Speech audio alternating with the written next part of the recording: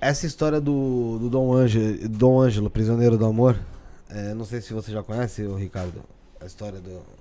Não, Não? muito profundamente não. Então, seria interessante você falar Isso que eu tô olhando aqui, tá querendo convidar ele a gente a... Bom, eu trouxe um material, né? Eu acho que não poderia ter um outro lugar, né, pra gente abrir essa informação, compartilhar essa informação e oferecer material de estudo com quem é especialista, né? Com quem se aprofundou nessa área, né? Então, assim, esse dossiê, como nós conversamos no outro programa, né? Ele é o meu histórico de vida, né? E as evidências que ocorreram no meio do caminho, no campo da minha saúde, onde foram abrindo os estigmas daquilo que foi causado para mim na minha vida anterior. Né? E esse livro, ele conta a história. Então ele foi psicografado, onde que o Dom Ângelo ele relata, né, tudo aquilo que aconteceu. Então os fatos ficaram amarrados, né, com a própria história. Esse livro ele já passou pela aprovação de 2 editoras. Está agora na Vida e Consciência. Nós estamos aguardando para ver qual que será a melhor proposta, né, para poder esse livro ser rodado e as pessoas terem acesso a esse livro, a essa história, que antecede a fundação do Espiritismo em Paris. Né? Então, eu tive 1857. Eu tive essa preocupação junto com Dom Ângelo, né, da gente fazer não só essa amarração histórica, né, como as evidências daquilo que aconteceu com a gente hoje nessa vida, né? Legal. Então aqui o relato aqui é a comprovação, digamos assim, né? Isso que ocorreu no século, em 1714, na Normandia, na França. Você pode só virar um pouquinho mais a cadeira só, Wagner, enquanto você fala aqui, só pra te pegar legal, pra te pegar legal, cara. Tá bom. Que legal. Então é mais uma prova, digamos, de super, hiper, mega bem documentada, né? Na verdade, assim, diante dessa história, surgiram 15 doenças no meu corpo. Nossa, então... E que hoje elas só hoje a gente está sentado aqui para estar conversando sobre isso por conta do trabalho de cirurgia espiritual que é feito hoje, que é Dom Ângelo que me mantém hoje aqui na Terra, né? Então, assim, para aqueles que não tiveram contato com a história, né, isso surgiu desde a minha infância. Tinha medo de entrar em igreja. Minha mãe leva eu no Centro Espírita Meimei. Ela diz que quando eu completasse 27 anos, chagas ia aparecer no meu corpo. E com 33 estava marcado o fim, mas existiria uma moratória se eu fosse um bom menino. Muitos questionaram, mas como que um espírito da natureza dela vai falar isso para uma criança? Mas ela falou com um fundamento. E eu estava preparado para ouvir, porque em cima disso, a minha própria vida ela foi moldada ao longo do tempo para me preparar para tudo isso. Bom, e lá na frente, antes de eu me tornar profissional, aí eu dediquei a infância a futebol, música, né? Como o Felipe falou, né? Era a parte recreativa na portuguesa, né?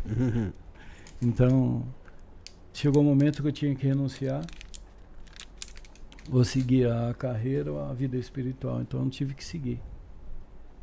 E aí ocorreu, né? O início do casamento, e aos 27 anos, através de doação, apareceu um problema de saúde. Que eu vou pedir por Josi colocar a imagem número 1, que eu peguei algumas imagens para embasar a nossa conversa. Então,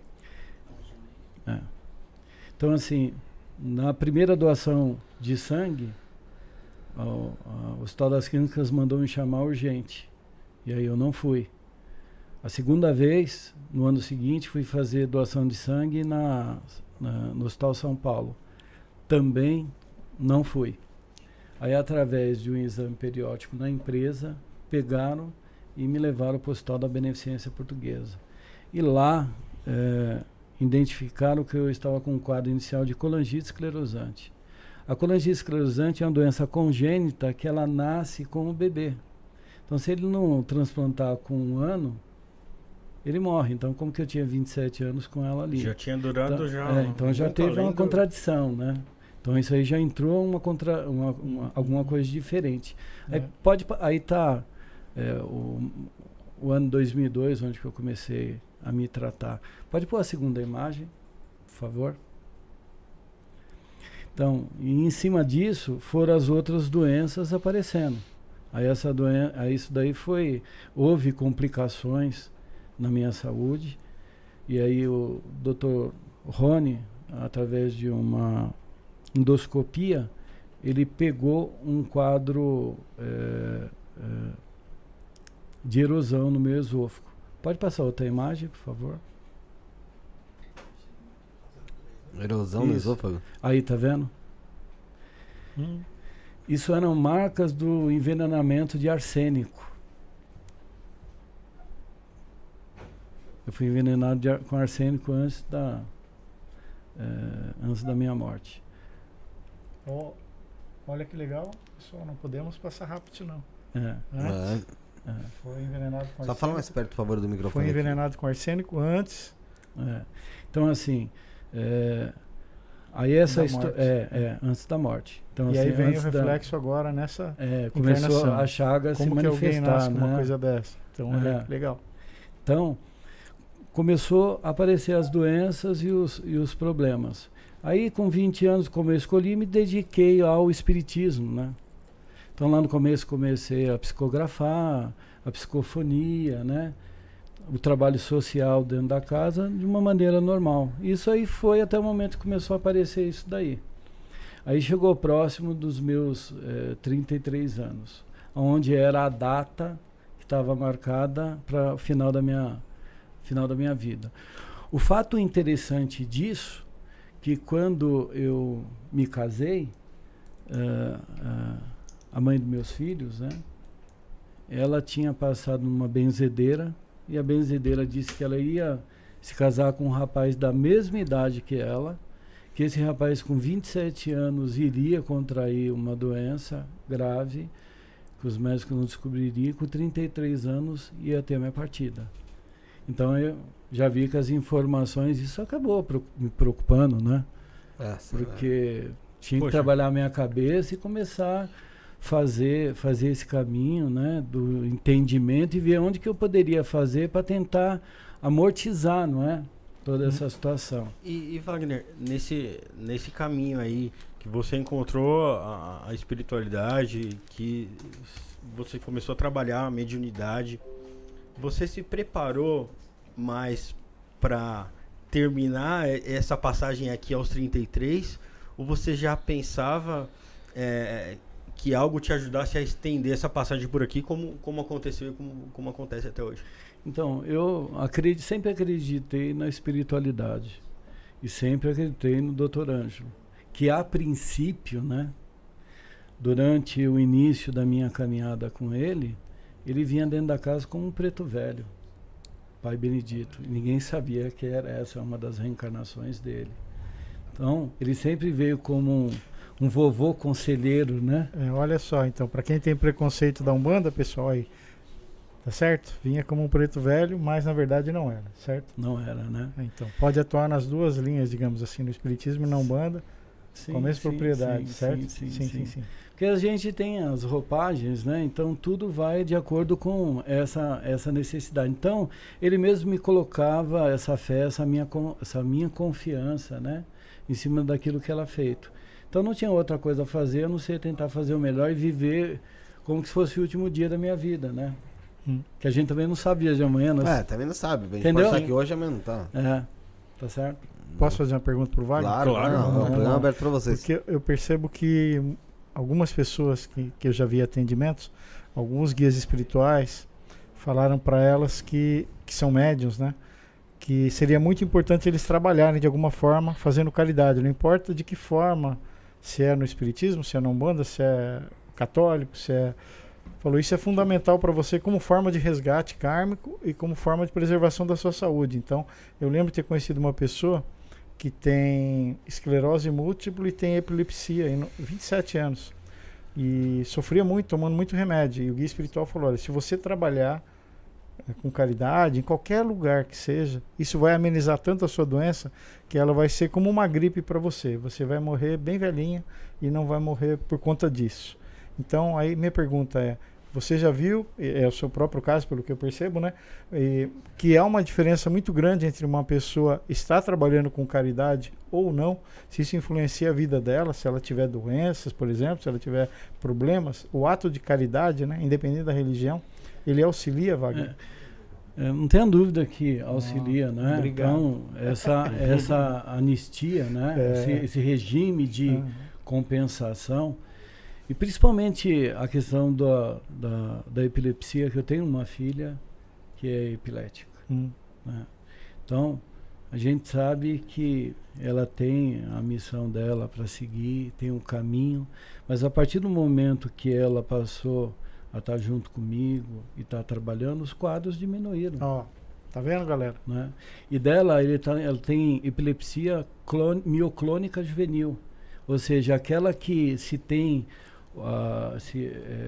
pegar o encéfalo, fizer o exame, ela tem quadro de epilepsia a todo momento.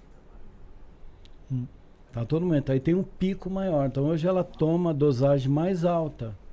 Mas a gente sabe que, à medida que ela está lá com a gente, trabalhando comigo, com o Dr. Ângelo, né, na instrumentação cirúrgica, tudo, trabalhando, isso tem auxiliado a diminuir sensivelmente. Né, que lindo. Até, de certa forma, uma explicação bem superficial sobre isso, que assim, em outras encarnações nós tivemos algumas ações que lesionaram o nosso corpo espiritual. Então é como se o magnetismo dele tivesse um pouco tortinho, digamos assim, para ficar fácil de visualizar. E a cada trabalho de caridade espiritual ou não que nós fazemos ajudando o próximo, nós recebemos uma carga de energia que passa por nós para ajudar o outro, até nos passe, no reiki, no jorei e tudo mais, que esse campo magnético, ao passar por dentro de nós, vai harmonizando esse campo magnético nosso que estava distorcido de outras vidas. Então, vai amenizando as doenças, o desconforto, a dor, tudo mais. No ano de 2008, né, eu concedi uma entrevista para Isto É, que eles estavam fazendo a pesquisa com os principais médios de cura do país, né? Foi um momento que eu tive a oportunidade de conhecer o professor Sérgio Felipe, né? Então ele sai na matéria junto com a gente. E ele lá, que é grande especialista na glândula pineal, e eu levei ela para ele cuidar e avaliar, né, o quadro dela. E assim, ele foi assim muito pontual e colocou realmente a atividade espiritual, né, é o que vai ajudar ela. Que legal, gente. Isso vale então, assim, e ele é alguém assim que tem essa especialidade. Ele pediu encéfalo, viu a atividade cerebral. Então, existe também uma questão do quanto de energia que cada um carrega.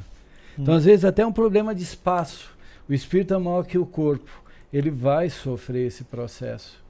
Eu mesmo, na minha juventude, saía sangue dos meus poros, antes de eu fazer cirurgia.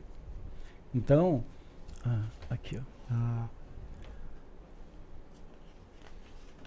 Aí é o relato, para quem não entendeu, é o seu relato. Aqui é o trabalho de cirurgia que a gente realiza. Certo. Né? E a forma que a cirurgia espiritual me ajudou, né? Me ajudou no meu dia a dia, né? A poder lidar com todas essas questões. E aí a gente tem ele, né? Que hoje é um dos maiores defensores, né? Da glândula pineal, né? Um grande estudioso. Então ele mesmo, né? Ele mesmo coloca em muitos graus. E aí é importante entender, como o próprio Ricardo disse, que não necessariamente precisa ser o trabalho mediúnico.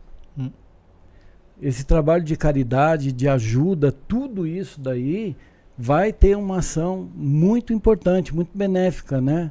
Então, aquela prestação de serviço, né? Você, quando o mestre fala assim do dízimo, ele fala 10%, não necessariamente é do salário, mas é do nosso tempo, né? Que a gente pode se dispor a poder estar ajudando alguém. Do ajudar. Né? É o ajudar. A sensação que vai te trazer ali, você já vai fazer outras coisas tão melhor que já vai fazer bem para a vida ali de uma forma ou outra, né?